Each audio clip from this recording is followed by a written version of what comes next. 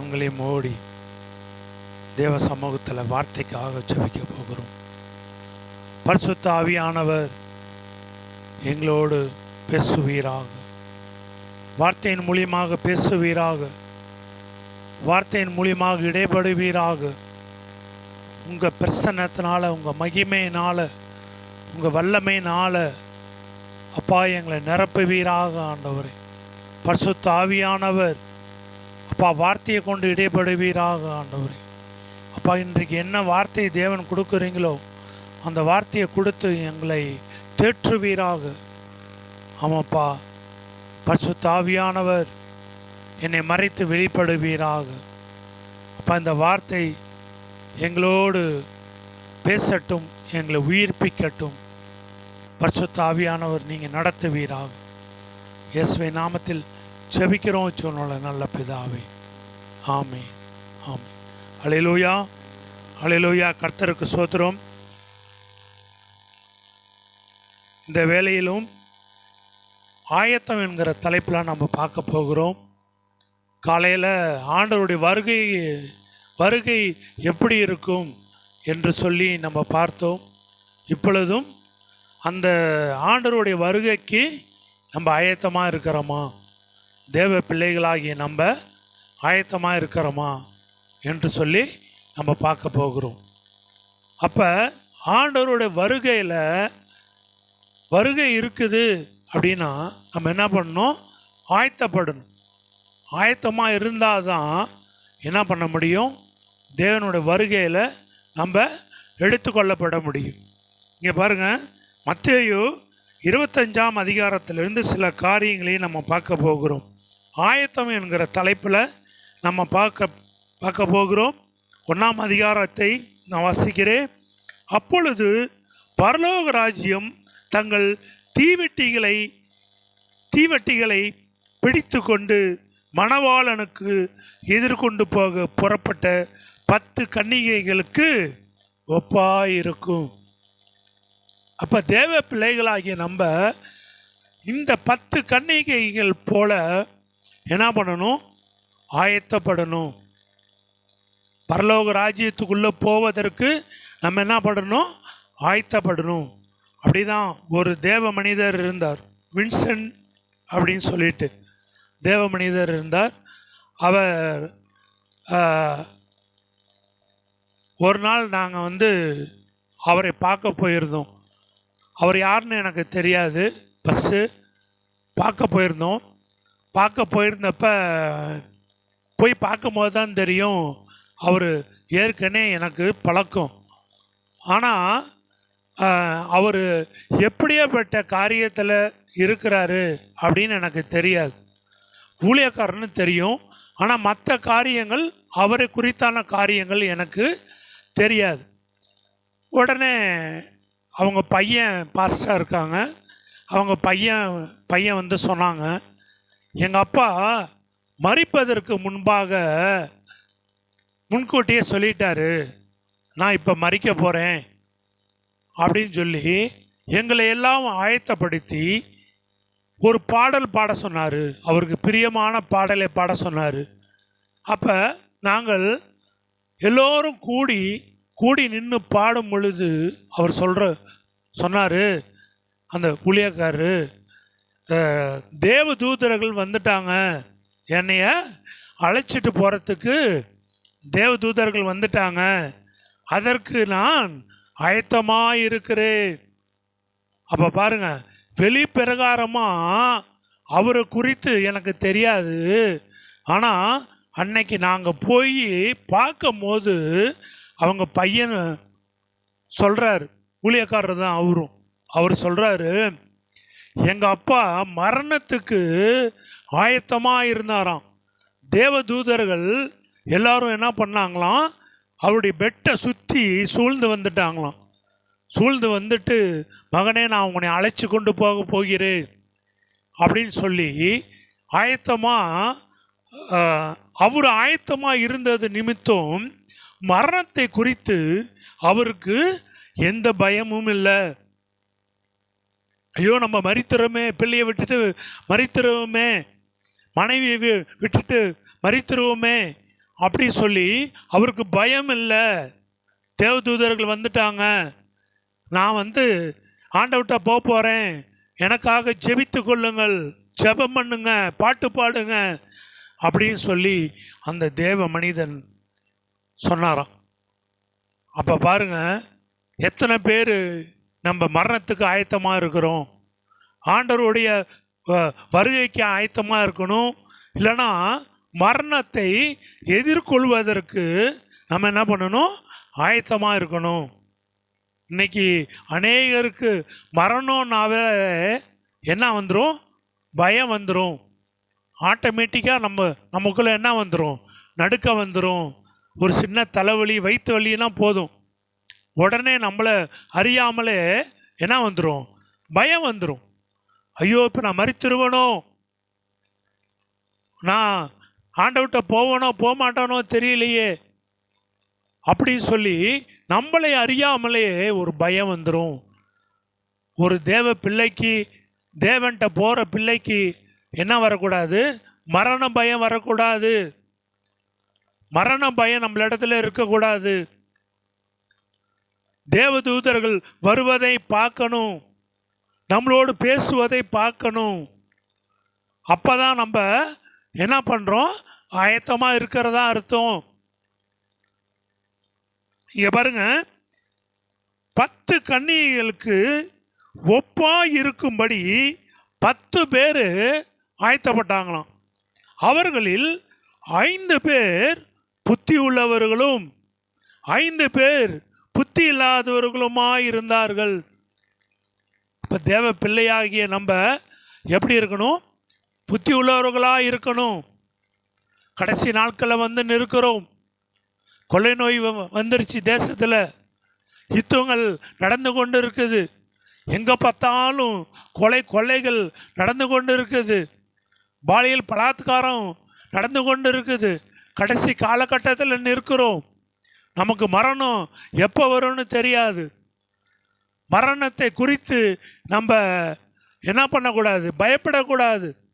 எந்த நேரத்திலையும் நமக்கு மரணம் வரலாம், நமக்கு எந்த நேரத்திலையும் மரணம் வரலாம். ஆனால் நம்ம மரித்தா பரலோகத்துக்கு போவோமா, தேவன்கிட்ட போய் சேருவோமா, அதற்கு ஆயத்தமாக இருக்கிறோமா? இதை கேட்குற நம்ம என்ன பண்ணணும், ஆயத்தப்படணும். தேவன்கிட்ட போவதற்கு நம்ம ஆயத்தப்படணும். மனைவி குறித்து கவலை வரக்கூடாது, பிள்ளைகளை குறித்து கவலை வரக்கூடாது. நான் இன்னைக்கு மரித்தா பரலோகத்துக்கு போவேனா, ஆண்டவர்கிட்ட போய் நான் நிற்பனா, தேவன் என்னை ஏற்றுக்கொள்வாரா அப்படின்னு சொல்லி நம்ம என்ன பண்ணணும், அதை குறித்தான சிந்தனை நமக்குள்ளே வரணும். 5 பேர் புத்தி உள்ளவர்களாய் இருந்தார்கள், 5 பேர் புத்தி இல்லாதவர்களுமாய் இருந்தார்கள். அப்போ நம்ம எந்த கேட்டகரியில் இருக்கிறோம், புத்தி உள்ளவர்களா புத்தி இல்லாதவர்களா? நம்ம என்ன பண்ணணும், புத்தி உள்ளவர்களாக இருக்கணும். அப்போ தான் ஆண்டோட வருகையில் ஆயத்தப்பட முடியும். ஆண்டோட வருகையில் ஆயத்தப்பட முடியும். நமக்கு அந்த புத்தி இருக்குதா? புத்தி இல்லைன்னா தேவன்கிட்ட கேளுங்க. தேவன்கிட்ட நம்ம கேட்கணும், ஆண்டவரே, நான் உம்முடைய சமூகத்தை வருவதற்கு நான் ஆயத்தமாக இருக்கிறேனா, ஜெபத்தில் தரித்திருக்கிறேனா, வேத வாசிப்பில் தரித்திருக்கிறேனா, எனக்கு கொடுக்கப்பட்ட தாளந்தில் உண்மையும் உத்தவமாக இருக்கிறானா? எனக்கு கொடுக்கப்பட்டிருக்குது, தாளந்து கொடுத்திருக்கிறாரு. ஒவ்வொரு தேவ பிள்ளைக்கும் சில தாளந்துகளே கொடுத்திருக்கிறாரு. சில பேத்துக்கு பாட்டு தாளந்தை கொடுத்திருப்பார், சில பேத்துக்கு செய்தி கொடுக்கிற தாளந்தை கொடுத்திருப்பார், சில பேத்துக்கு ஜெப தாளந்தை கொடுத்திருப்பார், சில பேத்துக்கு பொருளாதாரத்தில் கொடுக்கிற தாளந்தை கொடுத்திருப்பார், சில பேத்துக்கு மணிக்கணக்கில் ஜெபிக்கிற தாளந்தை கொடுத்திருப்பார். தேவ பிள்ளைகளாகி நம்ம எந்த தாளந்தை பெற்று கொண்டு இருக்கிறோம்? எந்த தாளந்தை பெற்றுக்கொண்டு இருக்கிறோம்னு சொல்லி நம்ம ஆராய்ந்து பார்க்க வேண்டிய காலகட்டத்தில் இருக்கிறோம். புத்தி இல்லாதவர்கள் தங்கள் தீவெட்டிகளை எடுத்து கொண்டு போனார்கள். புத்தி இல்லாதவங்க என்ன பண்ணாங்க, அந்த விளக்கு அணைஞ்சிரும், எண்ணெய் இல்லை அப்படின்னு சொல்லி என்ன பண்ணுறாங்க, எண்ணெயை எடுக்க போகிறாங்க. புத்தி இல்லாதவர்கள் தங்கள் தீவெட்டிகளை எடுத்து கொண்டு போனார்கள், எண்ணெயையோ கூட கொண்டு போகவில்லை. எப்படியா? எண்ணெயை கூட கொண்டு வரல. அந்த விளக்கு எவ்வளோ நேரம் எரியும்னு தெரியல. நம்மளுடைய ஜெபம் எவ்வளோ நேரம் இருக்குன்னு தெரியல.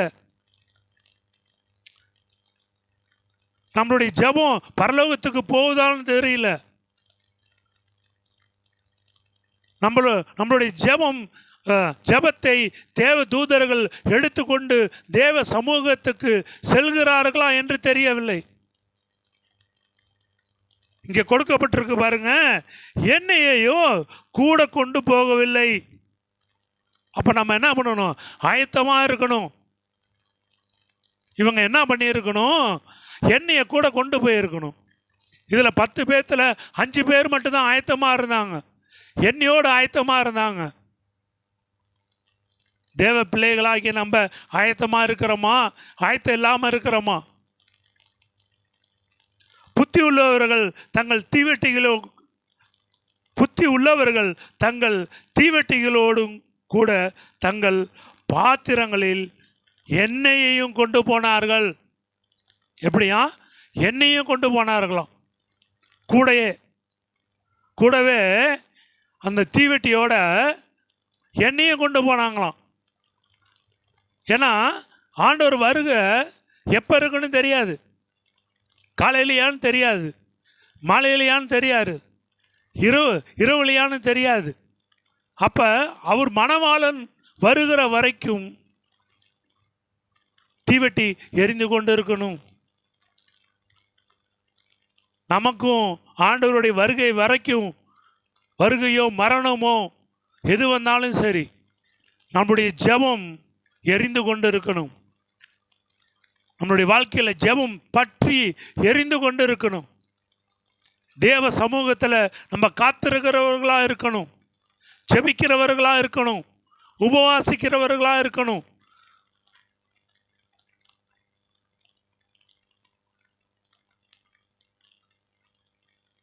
மணவாளன் வர தாமதித்த போது அவர்கள் எல்லோரும் நித்திரை மயக்கமடைந்து தூங்கிவிட்டார்கள். எப்படியா? இயேசு கிறிஸ்து வர ரெடியாக இருக்கிறார், மணவாளன் வர ரெடியாக இருக்கிறார். வர நேரத்தில் நம்ம தூங்கிட்டு இருந்தோம்னு வச்சுக்கோங்க, என்ன நடக்கும்? அவர் வர்றது நமக்கு தெரியாது. இப்போ கதவு சாத்தியிருக்கு, இப்போ நம்ம முழிச்சிருக்கோம், இப்போ ப்ரேயரில் இருக்கோம். யாராவது வந்தாங்கன்னா என்ன தெரியும்? அவங்க வீட்டுக்குள்ளே வர்றது நமக்கு தெரியும். இதுவே கதவை திறந்து போட்டுட்டு நம்ம தூங்கணும்னு வச்சுக்கோங்களேன், என்ன தெரியாது? திருடன் வர்றதும் தெரியாது, யார் வர்றதும் தெரியாது. அம்பாட்டுக்கு வந்து என்ன பண்ணிடுவான்? வீட்டில் உள்ள பொருளெல்லாம் எடுத்துட்டு அம்பாட்டுக்கு கிளம்பி போயிட்டே இருப்பான். நம்ம தேவ பிள்ளைகள் எப்படி இருக்கக்கூடாது? தூங்குகிறவர்களாக இருக்கக்கூடாது. ஆனால் அது நம்மளால் முடியாது. தேவன் தான் உதவி செய்யணும், தேவன் தான் நமக்கு உதவி செய்யணும். மணவாளன் வர தாமதித்த போது அவர்கள் எல்லோரும் நித்திரை மயக்கமடைந்து தூங்கிவிட்டார்கள். நம்முடைய வாழ்க்கையில் விழிப்புடன் இருக்கணும், உற்சாகமாக இருக்கணும்.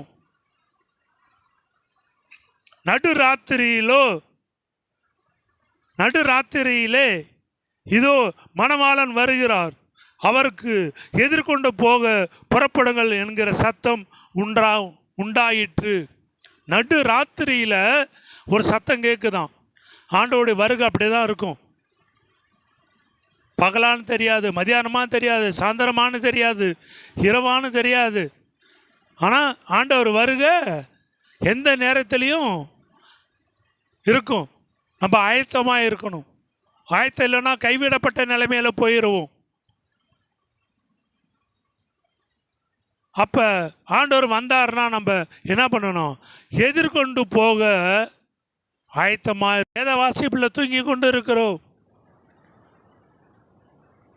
உலக பிரகாரமான காரியங்களில் விழித்து இருக்கிறோம். ஆனால் தேவனுடைய காரியங்களில் நம்ம ஆயத்தமாக இல்லையே. அப்பொழுது அந்த கன்னிகைகள் எல்லோரும் எழுந்திருந்து தங்கள் தீவெட்டிகளை ஆயத்தப்படுத்தினார்கள். அந்த 5 பேர் என்ன பண்ணாங்க? ஆயத்தமாக இருந்தாங்க. தேவ பிள்ளைகளாகி நம்ம கேட்டுக்கொண்டிருக்கிற பிள்ளைகள் இந்த 5 கன்னிகைகள் போல நம்ம என்ன பண்ணணும்? தேவன் கூப்பிடுகிற நேரத்துக்கு நம்ம போக ஆயத்தமாக இருக்கணும். தேவ சமூகத்தில் போய் நிற்க ஆயத்தமாக இருக்கணும். மரணம் வந்தாலும் நம்ம ஆயத்தமாக இருக்கணும். ஆயத்தம் இல்லாமல் எதையும் செய்ய முடியாது. ஆயத்தம் இல்லாமல் நம்மளுடைய வாழ்க்கையில் எதையுமே செய்ய முடியாது. எல்லாத்துக்கும் ஒரு ஆயத்தம் வேணும். 8ஆம் வசனம் வாசிப்போம். புத்தி இல்லாதவர்கள் புத்தி உள்ளவர்களை நோக்கி, புத்தி இல்லாதவர்கள் கேட்குறாங்க புத்தி உள்ளவர்களை நோக்கி, உங்கள் எண்ணெயில் எங்களுக்கு கொஞ்சம் கொடுங்கள், எங்கள் தீவெட்டிகள் அணைந்து போகிறதே என்றார்கள். கேட்குறாங்க, எங்கள் தீவெட்டி அணைய போகுது,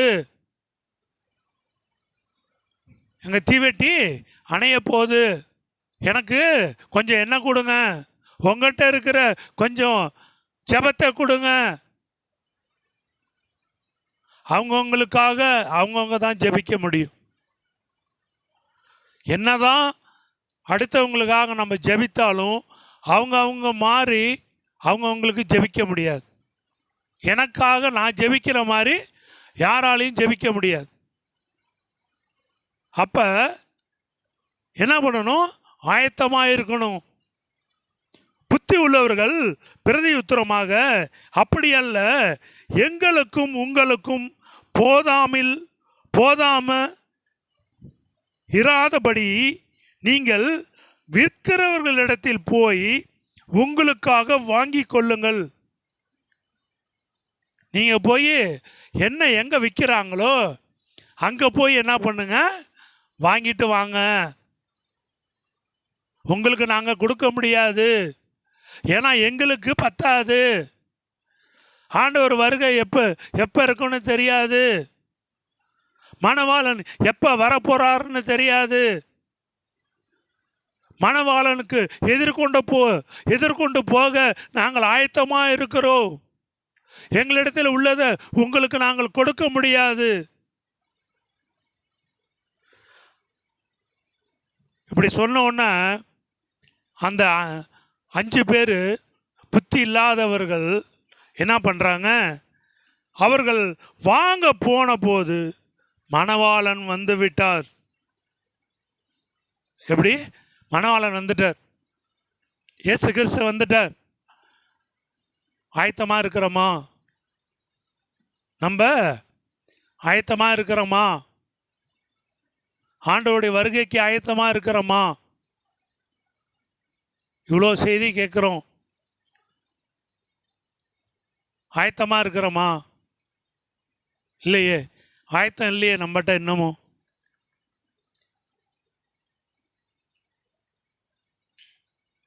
ஆயத்தமாய் இருந்தவர்கள் அவரோட கூட கல்யாண வீட்டுக்கு பிரவேசித்தார்கள்.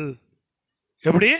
ஆயத்தமாய் இருந்தவர்கள் அவரோட கூட கல்யாண வீட்டுக்கு பிரவேசித்தார்கள். கதவுகள் அடைக்கப்பட்டது. எப்படியா? கதவுகள் அடைக்கப்பட்டுருச்சு. ஆண்டவர் வருகை வந்துருச்சுன்னா பரலோகத்தின் கதவு அடைக்கப்பட்டுரும். அதுக்கப்புறம் நம்ம என்னதான் இருந்தாலும் நம்ம என்ன பண்ண முடியாது? பரலோகத்துக்கு போக முடியாது. பரலோகத்தின் கதவு அடைக்கப்பட்டுருச்சுன்னா என்ன பண்ண முடியாது? நம்ம பரலோகத்துக்கு போக முடியாது, இங்கே கதவு அடைக்கப்பட்டுருச்சு. 5 கன்னிகைகள் மணவாளன் வந்த பொழுது போயிட்டாங்க. மற்றவர்களுக்கு கதவு அடைக்கப்பட்டது. பின்பு மற்ற கன்னிகைகளும் வந்து, ஆண்டவரே ஆண்டவரே, எங்களுக்கு திறக்க வேண்டும் என்றார்கள். கதவை தட்டுறாங்க. ஆண்டவரே திறங்க, நாங்கள் எண்ணெய் எடுத்துட்டு வந்துட்டோம், இனிமே நாங்கள் ஒழுங்கா ஜெபிக்கிறோம், ஒழுங்கா வேதம் வாசிக்கிறோம், ஒழுங்கா ஊழியம் செய்கிறோம், கதவை திறங்க, கொஞ்சம் திறந்து விடுங்க, எனக்கு உதவி செய்யுங்க அப்படின்னு சொல்லி நம்ம கெஞ்சினாலும் கதவு திறக்கப்பட மாட்டார். அதற்கு அவர், உங்களை அறியேன். அவ்வளோதான். கதவு சாத்தப்பட்டுருச்சுன்னு வச்சுங்களேன், என்ன பண்ண முடியாது, ஒன்றும் பண்ண முடியாது. இப்போ ட்ரெயின் இருக்கு, ட்ரெயின் 10 மணினா என்ன பண்ணுவோம், கரெக்டாக 10 மணிக்கு கிளம்பிடுவோம். அவன் கிளம்புனதுக்கு அப்புறம் நம்ம போய் ட்ரெயினில் ஏற முடியுமா? ஏற முடியாது. ட்ரெயினில் நம்மளால் ஏற முடியாது. ஏறினோம்னா கீழே விழுந்து கை கால் உடைஞ்சிரும், இல்லைன்னா உயிர் போயிடும். அப்போ அந்த 10 மணிக்கு முன்பாகவே நம்ம போய் டிக்கெட்டை வாங்கி ஆயத்தமாக இருந்து அந்த கம்பார்ட்மெண்ட்டு எதுன்னு பார்த்து அந்த இடத்துல போய் நிற்கணும். அவங்கவுங்களுக்கு கொடுக்கப்பட்ட அந்த பொறுப்பில், அந்த காரியத்தில் உண்மையாக இருக்கிற வேலையில் தேவனுடைய கதவு திறக்கப்படும். அதற்கு அவர், உங்களை அறியேன் என்று மெய்யாகவே உங்களுக்கு சொல்லுகிறேன் என்றார். எப்படியா? உங்களை அறியேன், நீங்கள் யாருன்னே எனக்கு தெரியாது. நம்ம என்ன வேணாலும் ஊழியம் செஞ்சிருக்கலாம், ஜெபம் பண்ணியிருக்கலாம், கொடுத்துருக்கலாம், மணிக்கணக்கில் ஜெபித்து இருக்கலாம். ஆனால் ஆண்டவர் வருகையில் கைவிடப்பட்டுட்டோம்னா அதுக்கப்புறம் நம்ம என்னதான் கதறினாலும் நமக்கு நரகம்தான். நம்மளால் என்ன பண்ண முடியாது, பரலோக ராஜ்யத்துக்குள்ளே போக முடியாது, பரலோகத்துக்குள்ளே நுழைய முடியாது, தேவ சமூகத்தில் போய் நிற்க முடியாது நம்மளால். மனுஷகுமாரன் வரும் நாளையாவது நீங்கள் அறியாதிருக்கிறபடியால் விழித்திருங்கள். மனுஷகுமாரன் எப்போ வருவார்னு தெரியாது, இயேசு கிறிஸ்து எப்போ வருவார்னு தெரியாது. அவர் வருகிற வேலையில் நம்ம என்ன பண்ணணும், ஆயத்தமாக இருக்கணும், விழித்து இருக்கணும், தேவ சமூகத்தில் காத்திருக்கணும். எல்லாமே தேவன்கிட்ட இருந்து கேட்டு பெற்றுக்கொள்ளணும். சுய பலத்தினால உண்மையாலுமே முடியாது. இதை நான் செஞ்சிருவேன் அப்படின்னா முடியாது. தேவன்கிட்ட நம்ம உதவி கேட்கும் போது தேவன் என்ன பண்ணுகிறார், நம்மளை ஆயத்தப்படுத்துகிற தேவனாக இருக்கிறார். அப்போ நம்ம பரலோக ராஜ்யத்துக்குள்ளே போகணும்னா நம்ம ஆயத்தமாக இருக்கணும், ஆயத்தப்படணும்.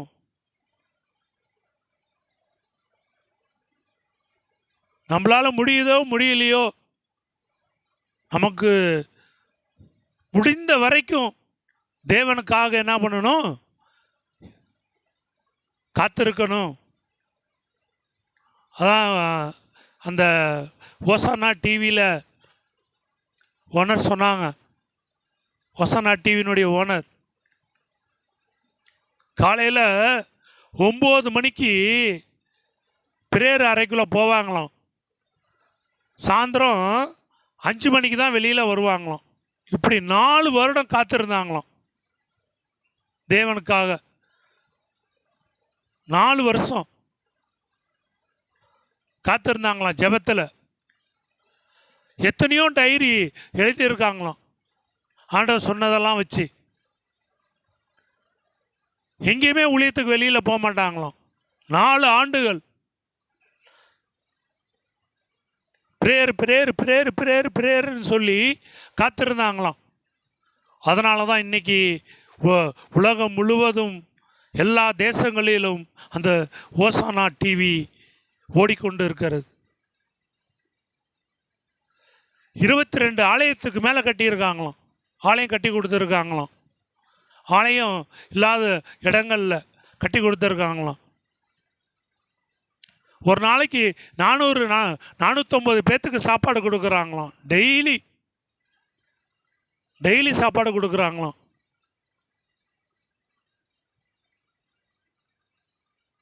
அவர்கள் அர்ப்பணித்தார்கள். தேவ சமூகத்தில் என்ன பண்ணாங்க? அர்ப்பணித்தாங்க. மணிக்கணக்கில் அர்ப்பணித்தாங்க. வருட கணக்கில் காத்திருந்தாங்க. ஆயத்தமாக இருந்தாங்க. இந்த சேனலை நடத்துவதற்கு ஆயத்தமாக இருந்தாங்க. அதனால தான் தேவன் நடத்தி கொண்டு இருக்கிறார். நம்ம பரலோக ராஜ்யத்துக்குள்ளே போவதற்கு ஆயத்தமாக இல்லைன்னா நம்ம பரலோகத்துக்கு போகணுமா இல்லை நரகத்துக்கு போகணுமான்னு நாமளே முடிவெடுத்துக்கொள்வோம். அப்படியே கண்களை மூடி ஜெபிப்போம். பரிசுத்த ஆவியானவரே, அப்பா உமக்கு நன்றி செலுத்துகிறோம். ஆண்டவரே, அப்பா பரிசுத்த ஆவியானவர் எங்களோடு பேசுனீங்க. அப்பா உமக்கு நன்றி செலுத்துகிறோம். வார்த்தையின் மூலியமாக பேசின தெய்வம் அப்பா, என்னை மறைத்து வெளிப்பட்ட தெய்வம் அப்பா, இந்த வார்த்தை முதலாவது என்னை தொடட்டும், என்னை உயிர்ப்பிக்கட்டும், என்னுடைய காரியங்கள் மாற்றப்படட்டும், ஜெப ஜீவியம் மாற்றப்படட்டும், என்னுடைய வாழ்க்கையில் இருக்கிற எல்லா குறைகளும் மாறட்டும். இதை கேட்டுக்கொண்டு இருக்கிற பிள்ளைகள் உயிர் மீட்சி அடைவார்களாக, உயிர் பெறுவார்களாக, ஆயத்தப்படுவார்களாக, உம்முடைய வருகைக்கு ஆயத்தப்படுவார்களாக. ஆமாண்டவரே, அப்பா தேவன் எங்களை நடத்துவீராக. எங்களால் முடியாத ஆண்டவரே, அப்பா எங்களுக்கு பலன் இல்லை, எங்களுக்கு சத்துவம் இல்லை ஆண்டவரே, பலவீனமானவர்கள் ஆண்டவரே நாங்கள். ஆனால் நீங்கள் பரிசுத்த ஆவியை அனுப்பும் போது பலன் அடைந்து அப்பா அவனுடைய சமூகத்தில் காத்திருக்க முடியுமே, ஜெபிக்க முடியுமே, வேத வாசிக்க முடியுமே, தேவ சமூகத்தில் அப்பா முழங்கால் படியிட முடியுமே.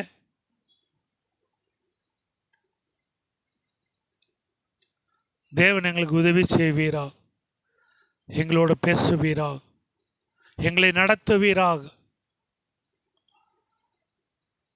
நாங்கள் ஆயத்தமாக இருக்க எங்களுக்கு உதவி செய்வீராக. அந்த 5 கன்னிகைகள் போல நாங்கள் ஆயத்தமாக இருக்கணும். அந்த கைவிடப்பட்ட 5 கன்னிகைகள் போல நாங்கள் இருந்துவிடக்கூடாது ஆண்டவரே, இருந்துவிடக்கூடாது. தேவன் எங்களுக்கு உதவி செய்வீரா. இயேசுவின் நாமத்தில் ஜெபிக்கிறோம் ஜீவனுள்ள நல்ல பிதாவே, ஆமென்.